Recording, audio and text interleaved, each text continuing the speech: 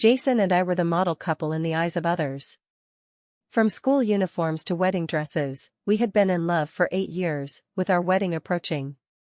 As I delivered late-night snacks to him and pushed open the door to the private room at the bar he frequented, I heard his friend's voice. "Did you really use the money Vivian prepared for her dowry to buy a bag for someone else? That's 300,000 yuan, are you crazy? What if Vivian finds out?" Jason chuckled lightly, completely unconcerned. "She loves me to death. Back then, to gather startup capital for me, she even sold the heirlooms her father left her. Would she care about this little money? Besides, isn't this a test for her? To see if she truly loves me more than anything." Holding the thermos, I stood outside the door and silently turned to leave. On the wedding day, Jason's calls came in like death summons. "Vivian, where have you run off to? Our whole family is waiting for you." Looking at the familiar street view outside the window, I said, "I've already finished my honeymoon and gone home." On the other end, Jason's voice sounded like a jam tape. "Home? What home? Vivian, today is our wedding day, don't make such jokes." I chuckled lightly, the laughter in the receiver cold and unlike my own. "Jason, our home is gone." After saying that, I hung up, blocked him, and turned off the phone. All in one go. The phone screen dimmed, reflecting my calm, expressionless face. 8 years of relationship, like a joke. I once thought Jason was my whole world. From 16 to 24, the most important male figures in my life, besides my dad, were him. My dad passed away early. On his deathbed, he held my hand and said to find someone who truly cares for me in the future. At that time, looking at Jason beside me, I confidently told my dad that I had found him. Thinking back now, my dad's spirit in heaven must be furious with me, blowing his beard and glaring. The doorbell rang. Through the peephole, I saw a gentle and familiar face. Ethan, my real estate agent, and the only one privy to this solo performance of mine. I remember the first time I contacted him was on that night when I discovered the truth. I sat in the convenience store, my voice uncontrollably trembling. He didn't pry, just listened quietly on the other end, then said in a steady voice, "Miss Vivian, don't be afraid, when dawn breaks, we'll find a home that belongs only to you. Miss Vivian, everything is taken care of." He handed me a set of keys and a brand new property deed. My name was printed alone on it, red and glaring, yet refreshingly satisfying. "Thank you for the trouble, Mr. Ethan. This is my job." Ethan adjusted his gold-rimmed glasses, his gaze falling on the suitcase behind me. "Do you need help?" He always spoke like this, restrained and distant, like a precisely running program. I shook my head. "No need, I want to start my new life on my own." He nodded, said no more, and turned to leave. I closed the door, leaned against the cold door panel, and let out a long breath. My chest felt empty, mourning 8 years of youth, yet relieved to have shed the shackles. This is my new home. A 120 square meter penthouse apartment with a huge terrace. I used the 300,000 that Jason took to buy a bag for Celine to pay the down payment here. Oh, no. That 300,000 was originally my money. I merely took back what belonged to me. Turning on the phone, countless missed calls and messages flooded in. Jason's, his mom's, his friends. I opened the last message he sent. "Vivian, where exactly are you? Are you crazy? Don't you want your dowry anymore? That 300,000, you don't want it?" Looking at this message, I laughed out loud.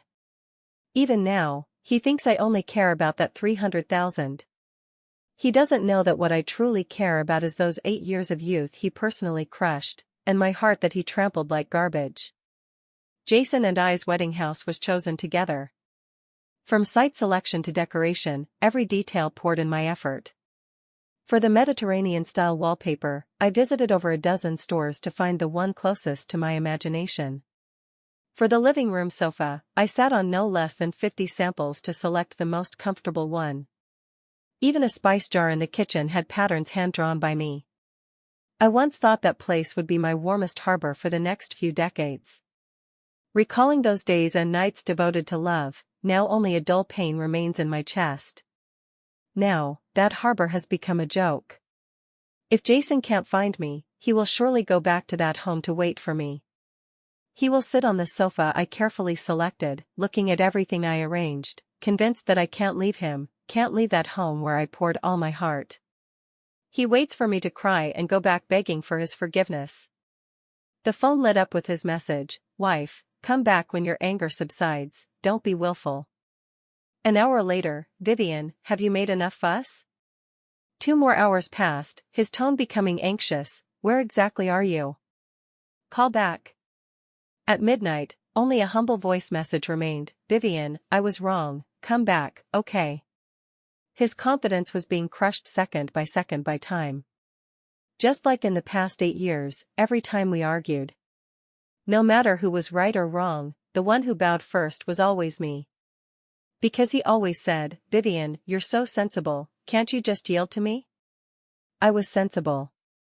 Sensible to the point that, for his startup, I took out the last inheritance my dad left me, that valuable ancient painting, and told him, "Take it and sell it, if the money isn't enough, I'll think of another way." At that time, he hugged me with red eyes, "Vivian, I will never betray you in this lifetime." Those vows still echo in my ears, and I once believed them to be true.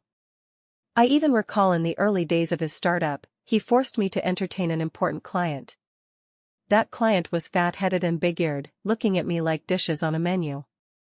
His wandering hands accidentally landed on my shoulder several times, spouting vulgar jokes that made the whole table roar with laughter. I excused myself to the bathroom, hid in a stall, and called him, my voice trembling uncontrollably, "Jason, I'm scared, take me away." The other end was noisy with him and his friends' laughter. He lowered his voice, cold and impatient, "Vivian, this is also a test for you, to prove you love me and are willing to sacrifice for me. Just endure it, and it'll pass." I could even hear his friends jeering, "Jason, your little girlfriend is quite enduring, bet you win." At that moment, my stomach churned, worse than drinking 10 cups of strong liquor. But he could turn around and use the money I prepared for the dowry to please his white moonlight. That woman named Celine. She was our university's campus belle, surrounded by admirers, while I was just an utterly ordinary girl. Jason was once one of her many suitors. Later, Celine went abroad, and only then did Jason start pursuing me. At that time I foolishly thought he had truly discovered my good qualities. Now it seems, I was just his second-best choice. A cheap, obedient substitute who could give endlessly for him. The phone vibrated again, it was a message from an unknown number. "Vivian, this is Celine. Jason said you were so sensible and obedient before, I see it's nothing special. He's told me everything, stop making a fuss, that's enough. It's just a bag, is it worth it? It makes you seem very petty." I stared at the message, laughing in anger. What a just a bag. I replied to her, "That 300,000, will you return it yourself, or should I help by reporting to the police and letting them chat with you?" She replied instantly, "You dare." That was Jason voluntarily giving it to me. He gave it to you using my money, what is this called legally? Need me to educate you? Unjust enrichment, understand? By the way, forgot to tell you, Jason and I haven't registered the marriage, so that 300,000 is my premarital property. You're holding my money and still so self-righteous, who gave you the face? Liang Jingru? There was silence on the other side. After a long time a message came, "You wait." I'm waiting. Waiting to see what tricks you adulterous pair can pull. I drew the curtains, the city night view outside the terrace was dazzling. And I could finally breathe the air of my own freedom. Jason indeed returned to our wedding house. He sent me a photo.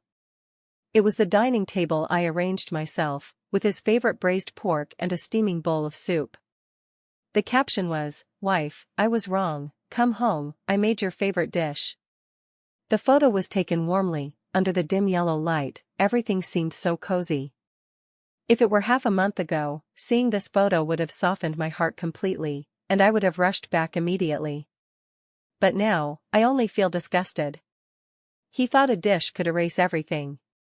He thought I was still that Vivian who would forgive him immediately with a little goodwill. I zoomed in on the photo and saw the phone by his hand.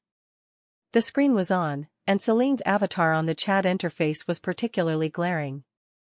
I could even guess what they were talking about. It was nothing more than Celine complaining that I didn't know how to behave, while Jason was soothing her, telling her, "Honey, don't get upset. I'll just coax that stupid woman Vivian back first. Once we're married, everything she has will be mine." I closed the photo and opened the chat with Ethan. "Mr. Ethan, we can proceed to the second step." "Okay, Miss Vivian." The so-called second step was simple. Just have the scrap collector go to our home and haul away all his things as garbage. As for the furniture, I had already sold it at a low price to the second-hand market through Ethan. The contract was signed in my name, and the money was naturally transferred to my card. Ethan accompanied me.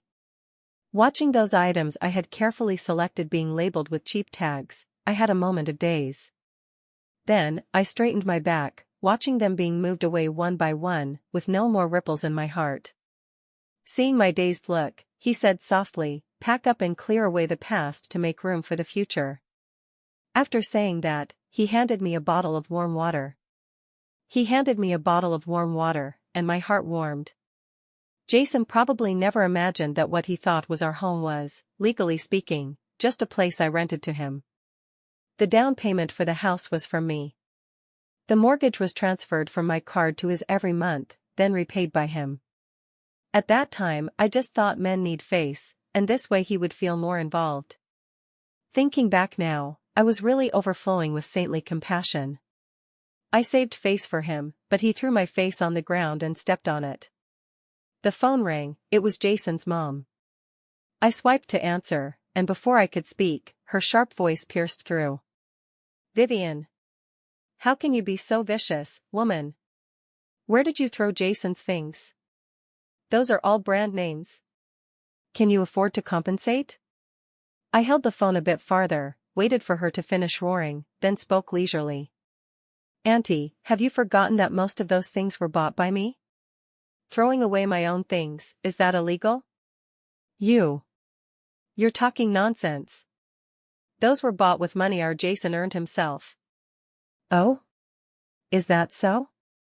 Did he tell you that his first startup capital came from me selling my dad's heirloom?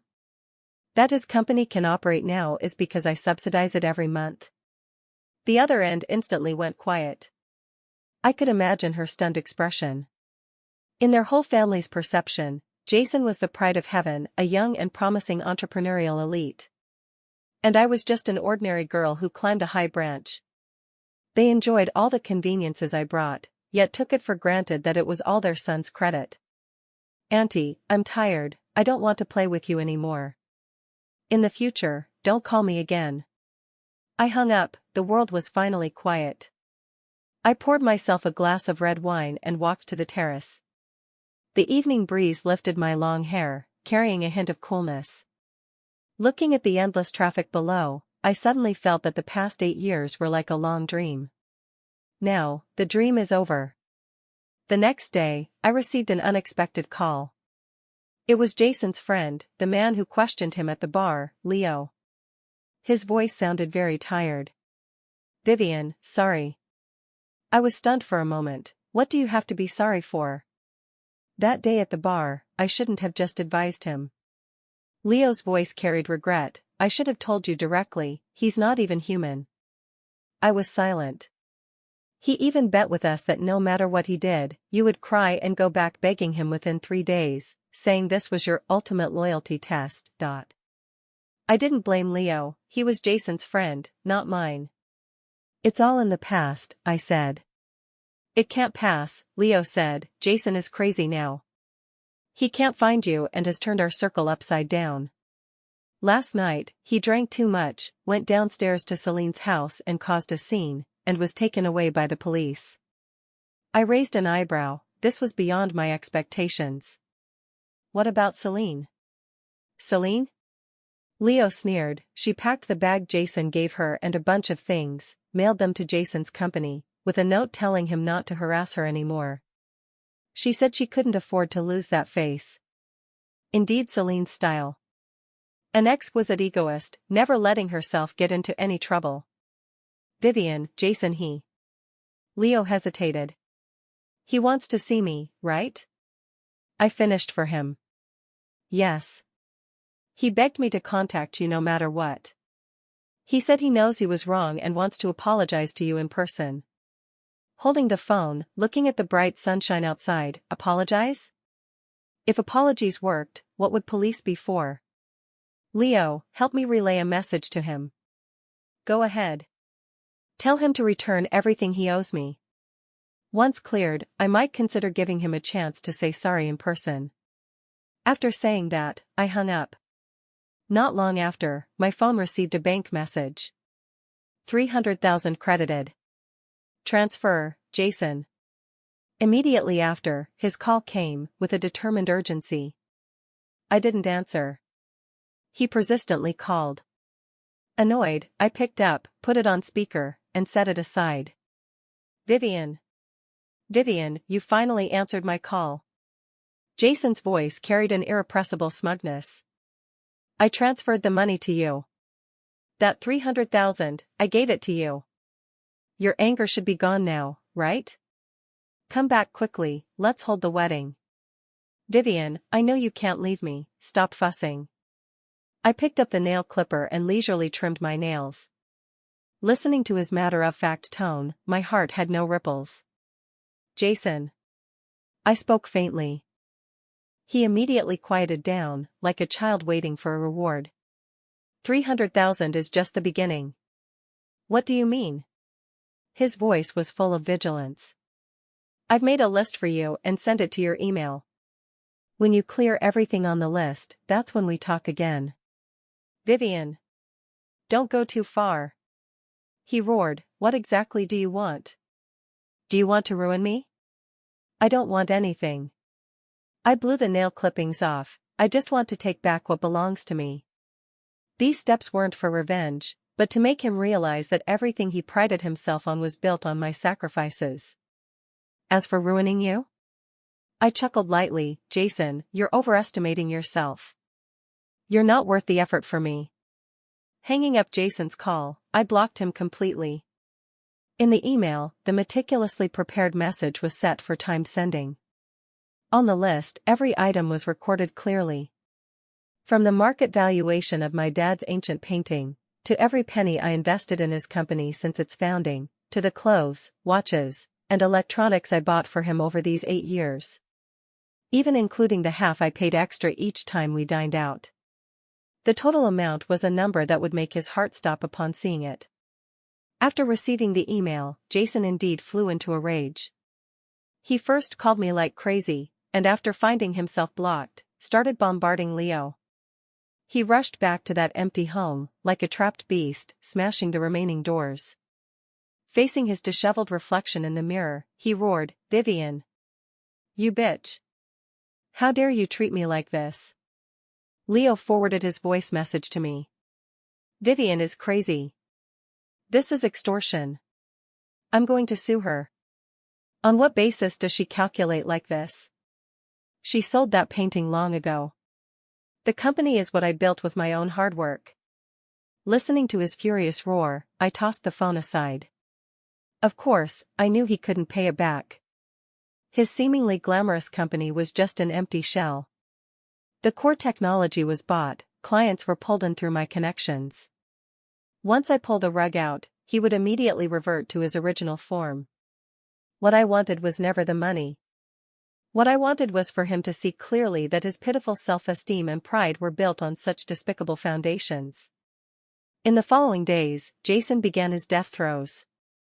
He hired a lawyer to sue me for extortion. But after the lawyer reviewed all the transfer records and receipts I sent, he advised him to think about how to gather the money instead. Unwilling, he went to Celine again. Leo said he blocked her downstairs at her company, begging her for old time's sake to help him. The proud Jason, like a stray dog, humbly begged his goddess in his heart. In the end, Celine called security, and in front of everyone, arm in arm with a man driving a Bentley, threw all the things he gave her in his face. Jason, I never fancied you, I just found it amusing seeing you follow like a lapdog. Now, don't dirty my boyfriend's eyes. Celine's words were recorded by onlookers and spread throughout our entire circle. Jason collapsed on the spot, crying and laughing like a madman. He finally realized that what he thought was love and career were just illusions. That evening, I had just finished working out and returned home when the phone vibrated. It was a message from Ethan, heard from Leo that Jason is emotionally unstable and might come find you, be careful. I just finished business near your home. My heart warmed, and just as I was about to reply, I saw a thin, decadent figure curled up at my door. It was him, Jason. In just half a month, he looked 10 years older. His hair greasy and stuck to his scalp, stubbly beard, sunken eyes. The once crisp brand-name shirt was now wrinkled and stained with unknown dirt. Seeing me, his eyes lit up instantly, like a drowning man grasping the last piece of driftwood. He struggled to stand and lunged towards me. Vivian.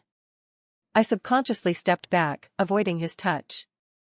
His hand froze in mid-air, the light on his face dimming bit by bit. Vivian, you won't even let me touch you anymore? Looking at him, I spoke calmly, Mr. Jason, are we very familiar? Mr. Jason? He laughed miserably as if hearing the biggest joke. Vivian, you're calling me Mr. Jason? We've been together for 8 years. 8 years. How can you treat me like this? He roared, his voice carrying desperate accusation. I coldly watched him go mad. 8 years? Which 8 years? The 8 years I gave up my guaranteed postgraduate spot for you, accompanying you to this unfamiliar city to struggle? Or the 8 years I sold my dad's heirloom for your company, begging everywhere? Or the 8 years you took my dowry money to buy a bag for your goddess, and bragged to friends that I loved you miserably? With each sentence I said, his face paled a bit more. In the end, he was tottering, as if he could collapse at any moment. No, it's not. Vivian, I was wrong, I really was wrong. With a thud, he knelt before me. A man over 1.8 meters tall, kneeling undignified on the cold floor, hugging my legs, wailing. Seeing his face smeared with snot and tears, my stomach churned, feeling only disgust. Vivian, forgive me, okay? Let's start over, I swear, I'll treat you well from now on, I'll give you my life.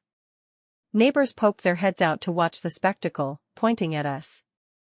I tried hard to pull my leg away, but he held on tightly. Jason, let go.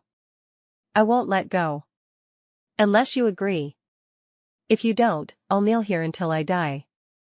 He acted shamelessly, like a child throwing a tantrum for not getting candy. I laughed in anger. This is the man I loved for 8 years. Selfish, childish, always considering only his own feelings. Just as I was about to call security, a steady figure blocked in front of me. I smelled a faint grassy scent. It was Ethan. He was carrying a fruit basket, obviously having seen my message and come directly. He seemed to have just gotten off work, shirt sleeves rolled to the elbows, revealing solid forearms. This gentleman, Ethan's voice was calm, yet carried an undeniable force. Please let go of Miss Vivian.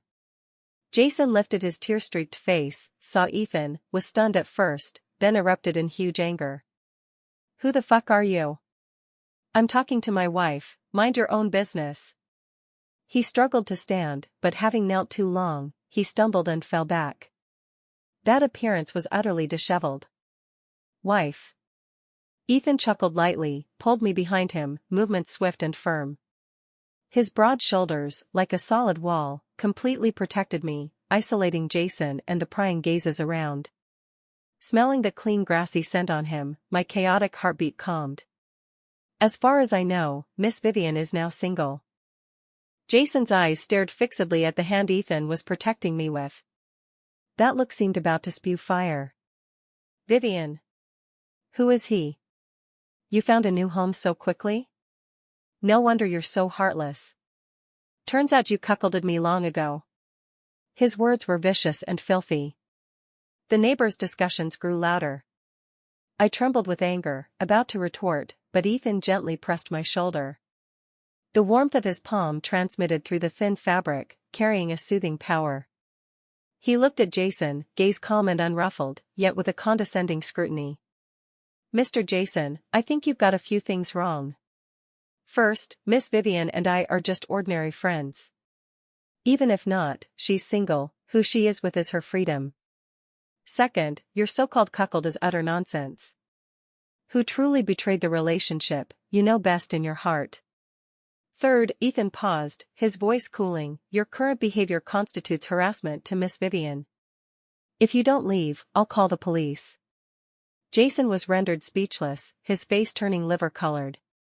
He crawled up from the ground, pointing at me, then at Ethan, lips trembling, unable to say a complete sentence for a long time.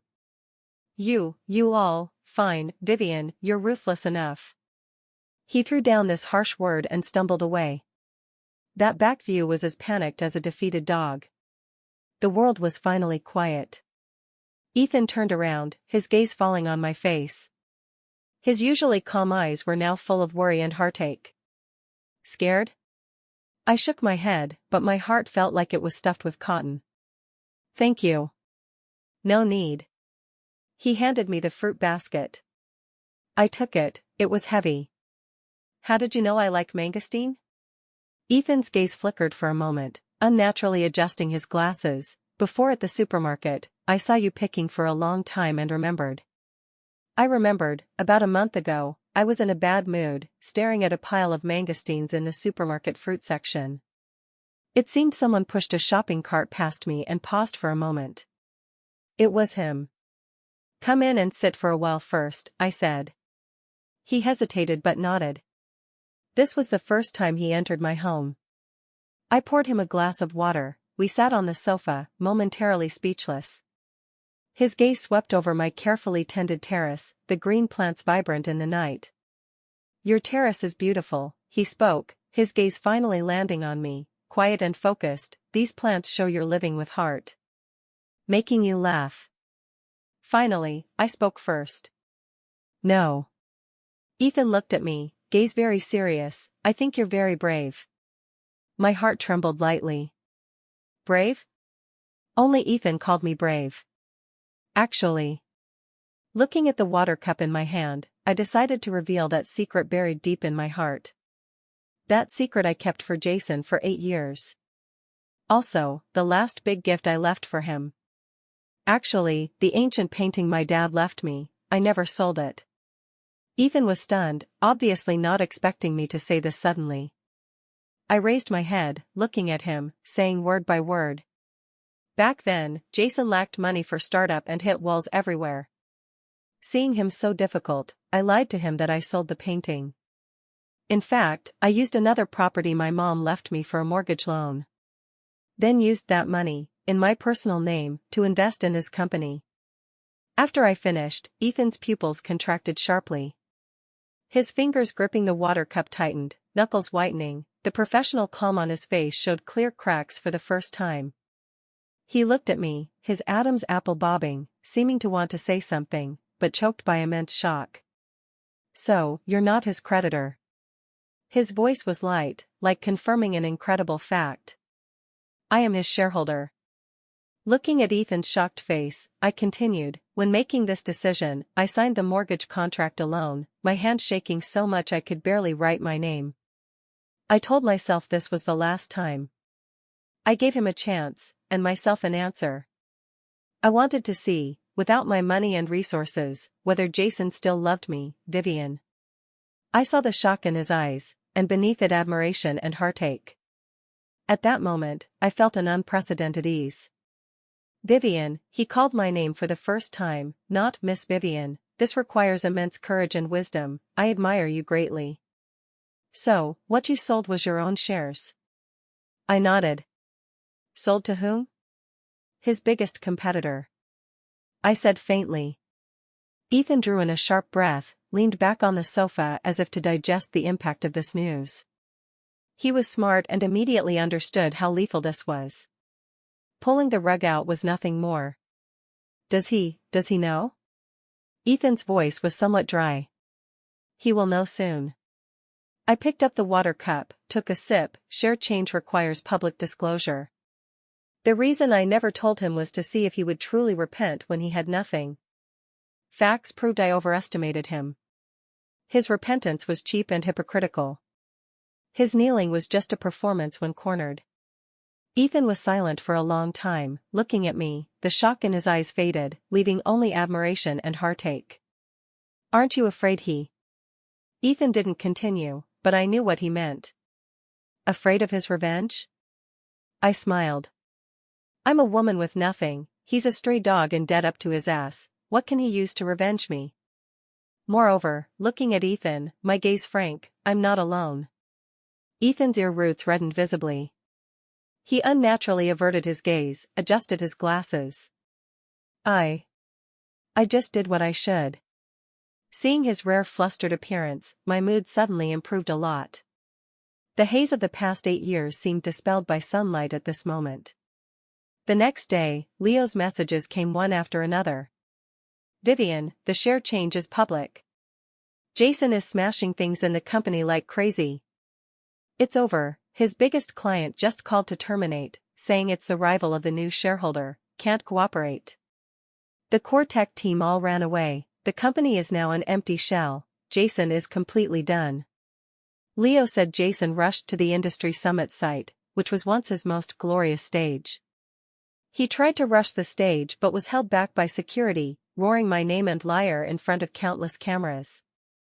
Photos of his company bankrupt, surrounded by creditors on the street, kneeling and kowtowing for mercy, became the next day's local finance headline. His life, in just a month, fell from the clouds into the mud. These news were told to me intermittently by Leo. He said Jason's mom's farce was more spectacular. She first ran downstairs to Celine's company, kneeling with snot and tears, begging Celine to show mercy and save her son.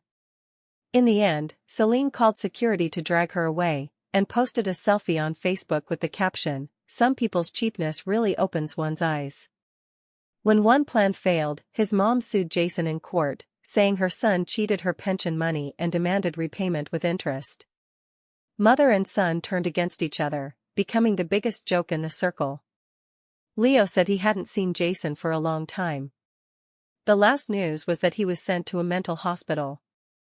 And the most ironic was that last week, the big investor Henry, whom Jason once pestered to attract, happened to visit that hospital.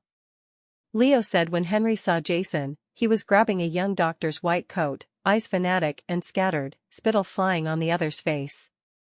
"I tell you, my project is worth at least 500 million. As long as Vivian comes back, we can go public immediately." He looked deranged, unaware that one slipper had fallen off his foot. A flash of disdain on Henry's face, he shook his head and quickly left that corridor filled with disinfectant smell. After hanging up, I was watering the gardenias on the terrace. Ethan came over at some point, holding gardening shears, naturally taking the watering can from me. "These few are growing a bit dense, I'll trim them for you." Under the sunlight, his focused profile seemed especially gentle. Our relationship had subtly changed after Jason's disturbance.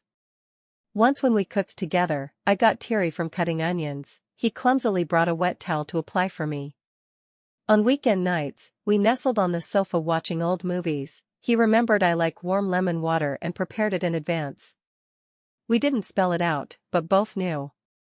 It was a comfortable way of getting along. "What are you thinking?" Ethan put down the gardening shears and asked me.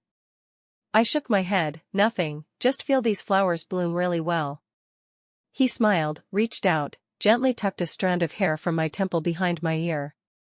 His fingertips warm, carrying a pleasant grassy scent. My heartbeat skipped a beat. A few months later, I took Ethan to sweep my dad's grave. I placed a copy of the new home's property deed in front of the tombstone. "Dad, I took back everything that belongs to us and found myself. I'm living well now, rest assured." The wind blew, the pines and cypresses in front of the tombstone rustled, as if responding to me. Ethan stood quietly beside me, like a silent and reliable tree. That night, the gardenia fragrance on the terrace grew denser. Ethan flipped skewers on the grill, charcoal fire reflecting his profile, gentle and focused. I walked over with 2 glasses of red wine. Hard work, Ethan. He took the glass, his fingertip inadvertently brushing my hand back, the warm touch making my heart jump. Cheers to new life. He raised his glass, the city's myriad lights reflected in his eyes, and me too. I clinked with him. Ethan looked at me, the gentleness in his eyes almost overflowing.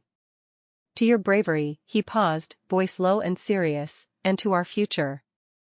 Looking at the gentle smile in his eyes, I felt an unprecedented peace. Vivian, he put down the glass, looking at me seriously, I like you, I hope your future includes me. Those scars were still there, but no longer painful. I tiptoed, gently imprinting a kiss on his lips. My future welcomes you. A year later, Ethan and I's wedding was simple and warm. During the honeymoon trip, I received a forwarded letter, postmarked from a suburban mental hospital.